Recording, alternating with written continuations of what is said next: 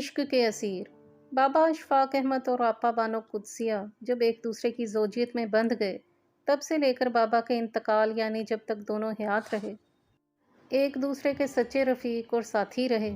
वो हकीकी मायनों में एक दूसरे की ज़रूरत थे। एक क़दामत पसंद बल्कि एक क़दामत परस्त बाबा ने अपनी ज़ौजा को पूरी आज़ादी दे रखी थी कि वो जिससे चाहे मिले, जैसा चाहे पहने और जो समझ में आए लिखे। हमेशा बानो कुद्सिया साहिबा की हौसला अफजाई करते रहे।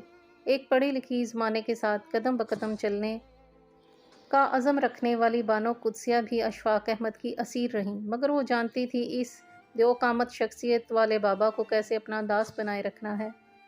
मुस्तनसर हुसैन तारड़ एक वाक़े का जिक्र करते हैं कि एक अदबी महफिल के इख्तिताम पर जब लोग उठकर जाने लगे, मैं और आपा बानो बातें करते आगे आगे चलते हुए सदर दरवाजे तक पहुंच गए। दहलीज पर पहुंचकर आपा रुक गईं और मुड़कर अशफाक साहब को देखने लगीं।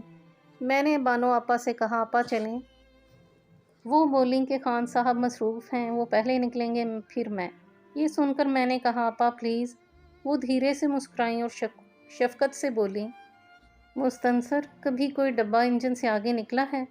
पहले वो इंजन जाएगा, फिर ये गाड़ी उसके पीछे चलेगी।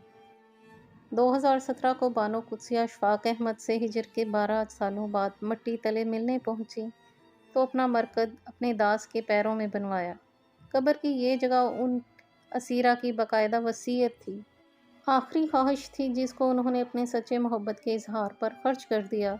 हालांकि असीर की देखने वाली आंखें बहुत पहले बंद हो चुकी थीं। मुस्तनसर हुसैन तारड़।